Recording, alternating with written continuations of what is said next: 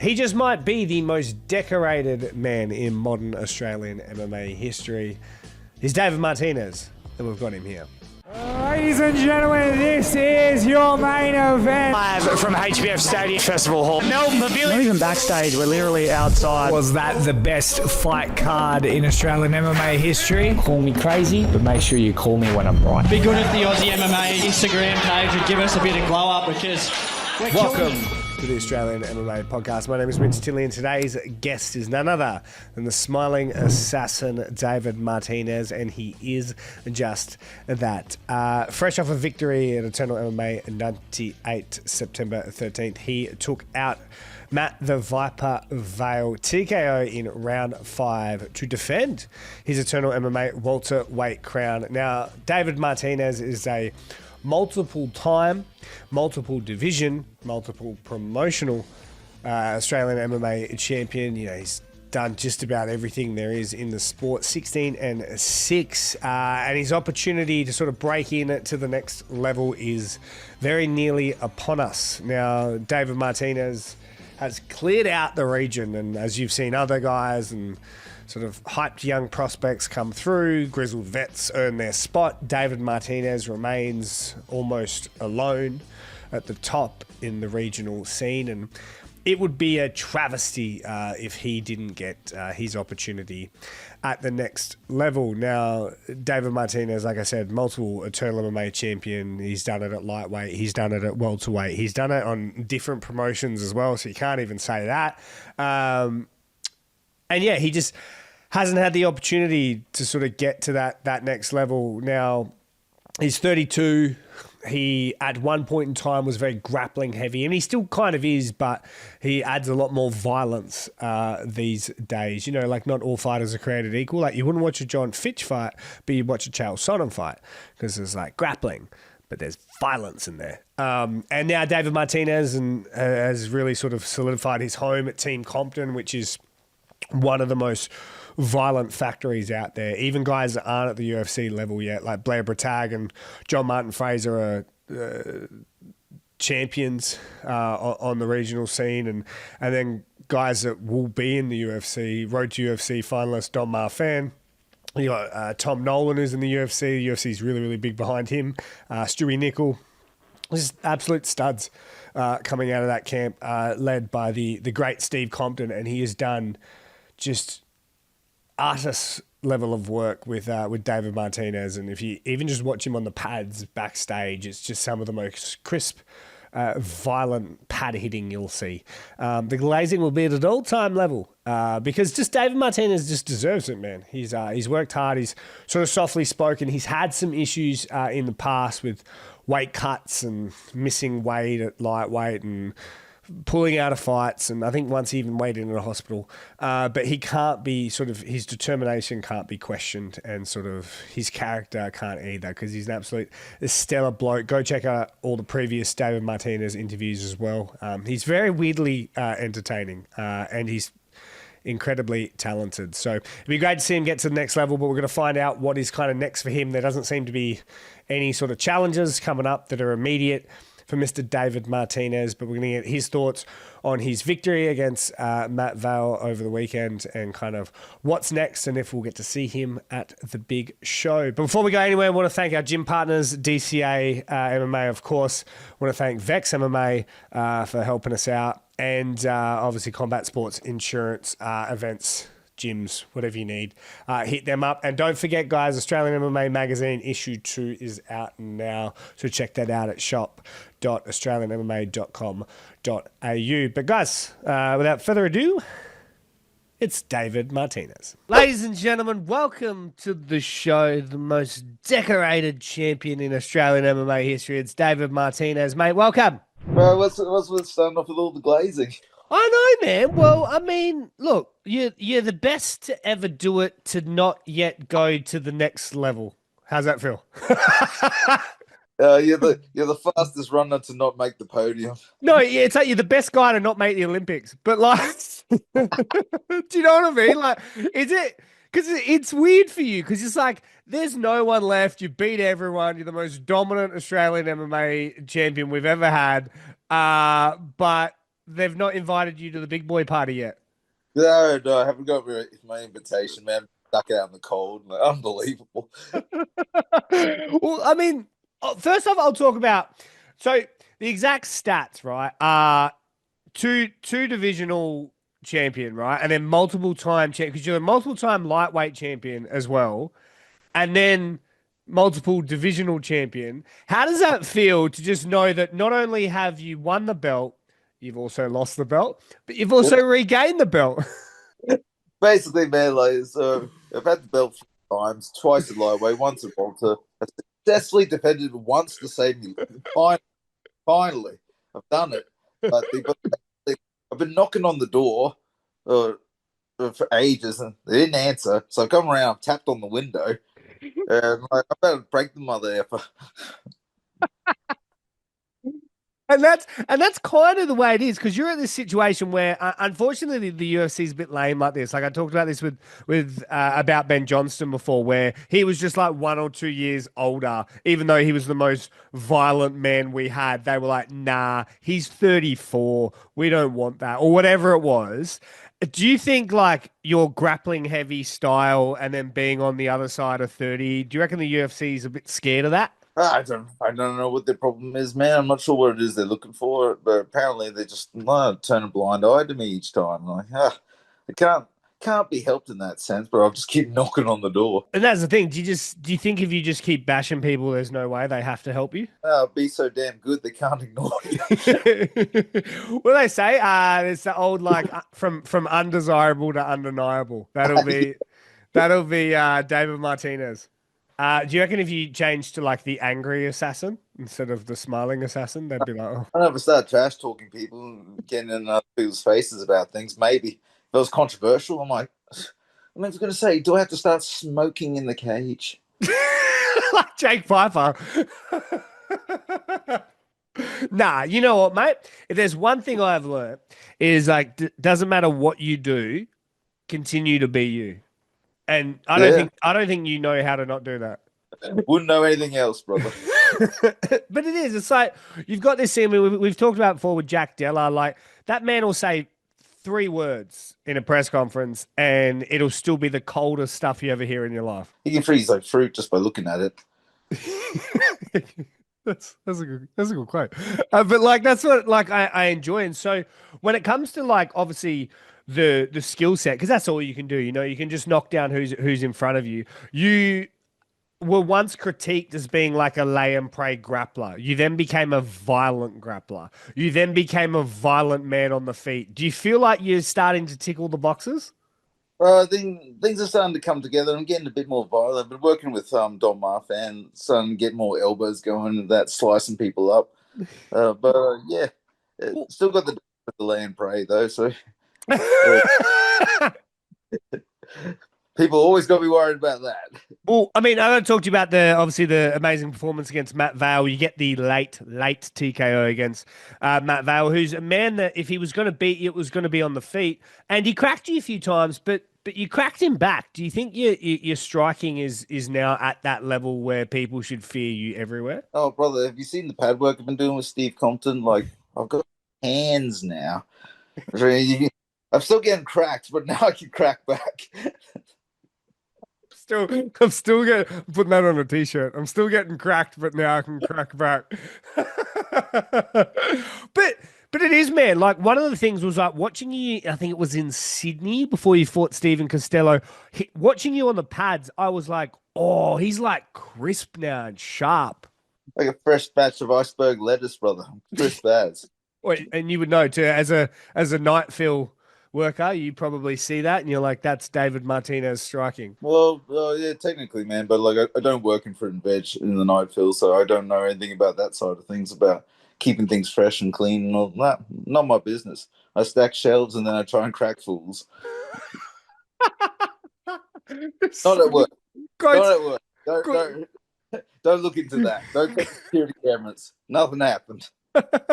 Now, quick sort of round. I think you went out as, from Team Compton, so no longer Team Ignite. Like, what's the situation there? Is it all good or? everything's all good, brother. The trouble is that like I train at so many different places, but I felt that I felt Compton's wasn't getting the respect that they deserve for the amount of effort they put into me.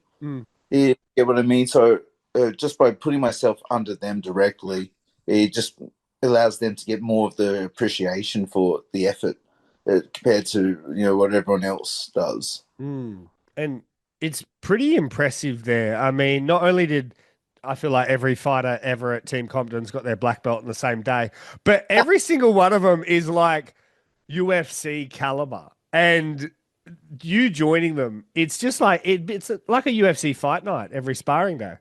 Oh, bro, like the worst part is when you're dead tired and you're looking for a rest round and you realize that you are the rest round. Like it's a scary room. Who's your rest round? Come on, tell me. That would be my good friend Jamie Ederton. I don't know, man. I feel like she'd put it on you a bit. Oh, she does. She cracks me freaking like she once threw me on my shoulder and I was like, oh, that hurt.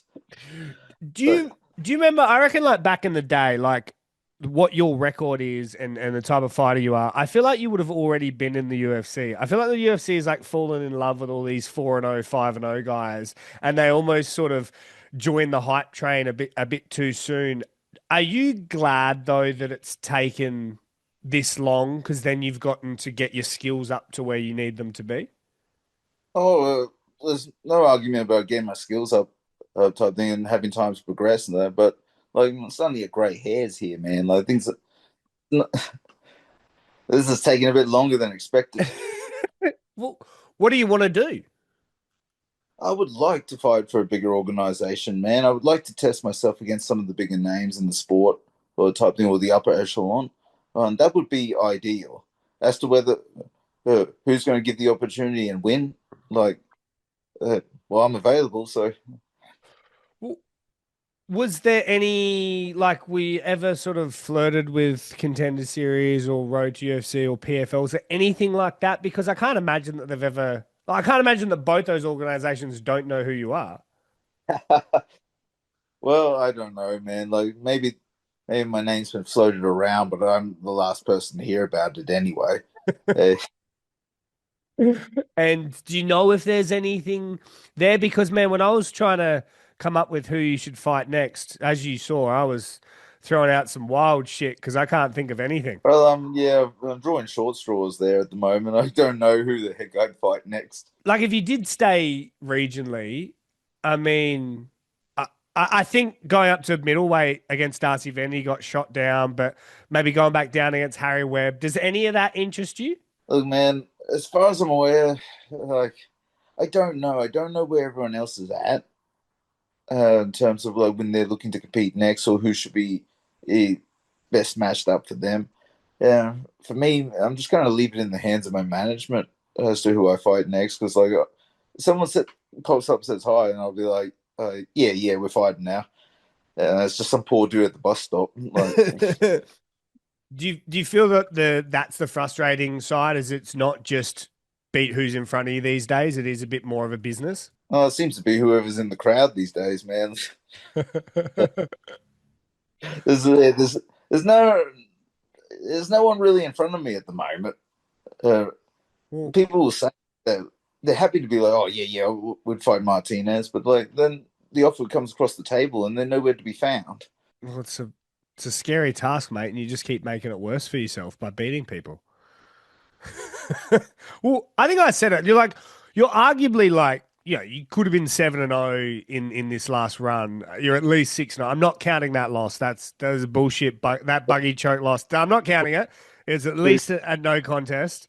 But you really are kind of like on a roll. There is sort of not much left for you to do unless you give some super up and comer like some opportunity. But is it hard to stay motivated if you don't get the call up to the next level? Well, it's hard to get out of bed in the morning when you're freaking sore and tired from training. It is the sort of like you wonder if you'll get a call within a week or so, like, oh, can you turn up for this type thing? Just you wonder. it's always in the back of your mind. But then, of course, nothing ever seems to happen. So you might as well just focus on whatever's next. Yeah. And I guess, yeah. Look, so when it comes to the UFC, do you really think that, because like I've critiqued it before as well, like I said, not because of you, but because of how dumb the UFC can be sometimes with age and style and whatnot. But do you think they'll take a chance on what are you, 32, 33? Me too, brother. 32, a 32-year-old, like grappling focused fighter. Do you think that they'll take the gamble on you? No, we got to change that, man. We're hands focused, man. Hands focus. I'll change. You know what? I'm gonna intro this just on the off chance that like Hunter Campbell or someone's watching or Sean Shelby, whatever, and I'm gonna be like the fierce striker, like Muay Thai, like world champion level striker. So exciting. Shit talking David Martinez. Yeah, wait till I bust out the spinning kicks, bro. Well, mate, I mean, do you feel the pressure though to kind of maybe like in your next fight? Oh, just keep it standing, or look for that highlight knockout. Like, is there pressure to do stuff like that? Sometimes there is that little bit of pressure, but like unfortunately, I'm just hardwired to like if you give me the opportunity, I will grab your legs and I will slam you into the ground. Like unfortunately that seems to be non-negotiable. Where do you think that all came from? Like just early days of learning to fight? Yeah, they're just out of habit, man. Just developed it along, and now I can't help myself. Like, I was gonna say, how did you first even get into mixed martial arts? Did I even ask you that? So I watched that movie, Never Back Down. Yep. Yeah, and I'm like, that's a cool sport. I want to try it. And I jumped in a fight with no training, got absolutely wrecked. But I found out that I'm like, actually, I kind of love this. So about 6 months, I think, 6 to 8 months after that, I found a gym. Then I started training there, and then the rest is history. Oh, interesting. What age was that? The actual fight, I think I was 2 months shy of 19. Damn. And did you get in fights when you were younger? Were you like an angry kid or anything? No, not at all, bro. No street fights, no school fights, nothing. When it comes to sort of being aggressive into fights and not liking your opponents, I mean, you've never really disliked an opponent, have you? No, not at all. The closest we get is what, Aiden Aguilera? Yeah, even that. The hardest part about that fight was resisting the urge to touch gloves at the start. Well, mate, I mean, I guess I got to ask you as well, like, how much left in the tank do you have? Because it's not skill level, but like we said, Father Time sort of is undefeated, and you've got life and other aspects that you might want to focus on if fighting doesn't sort of work out, and you're not skill dependent on whether or not you make it, but it is opportunity. And like we said, there's only so much out there. So how much longer do you have left, or kind of is there an exit plan if this doesn't work out? Oh, man, I don't know how many chips I have left over, brother, but all I know is I'm pushing them all in. That's good, man. And what do you want? What do you want to do next? Like, not just like over, the bigger promotions and whatnot, but is there anyone regionally? Is there a name out there? Is there anything out there that you think, man, like I really want to get in the cage with them? At the moment, regionally speaking, no, man, no one's standing out. Like if anyone, like if a regional fight is my next thing and someone wants to come up and take it, then like more than welcome. But at the moment, no one's standing out for me. And then can you shut these down then? So no up to middleweight. Unlikely. Okay, back down to lightweight. I don't know if I do that again regionally, because it's just the toll that it would take. I think it's got to be worth it, because if I go down to lightweight and then I do well and then I get an immediate offer straight afterwards, I'm going to be in a compromised state type thing. So I'm taking like a regional opportunity at a massive cost, and then leaving myself in a state where I'm not really able to do much afterwards. That's fair, because it takes you a bit to recover after the lightweight cut. It does. I think selfishly, I want you to get this redemption at lightweight. I really do. I mean, look, the Harry Webb fight is what it is. Like, whatever Harry's doing doesn't really matter. It's not the situation. It's more about I kind of want you to come back and make that lightweight again, and just so everyone can sort of shut up about it. And I want you to be, this sounds so silly, but I want you to be without a doubt, the greatest Australian MMA fighter to have ever existed on the regional scene. And then move on. And I feel like kind of dropping back down to lightweight and just sort of doing one fight, ticking it off the list, going, I'm a double champ now. Look at this. I did it type thing. I proved everyone wrong that said I couldn't do it and all that sort of bullshit. But that's just selfishly. You are the guy that has to cut 20 kilos. What are you doing, man? Just make sure Cam doesn't hear any of this. Like, freaking, I'm going to get his lightweight offers now. I love it. Now, mate, when will we see you next in the cage? And if there is anyone from the UFC, Sean Shelby, Mick Maynard, Hunter Campbell, anyone sort of watching, or if you ran into them, what's something you would say to them to convince them to take a chance on you? Well, first of all, you have to tell them that I'm now leading with the hands and getting the job done. Just censor the word grappling around them. Other than that, I don't know when you'll see me next, brother. That's down to my management. Whatever opportunities float our way, and they'll decide from there, and then they'll tell me, and I'll go out and do my job. Absolutely love it, mate. Well, thank you so much for taking the time, and if you ever need anything, mate, you reach out. Thank you, brother. Thanks for having me. And a salute. See you later, brother.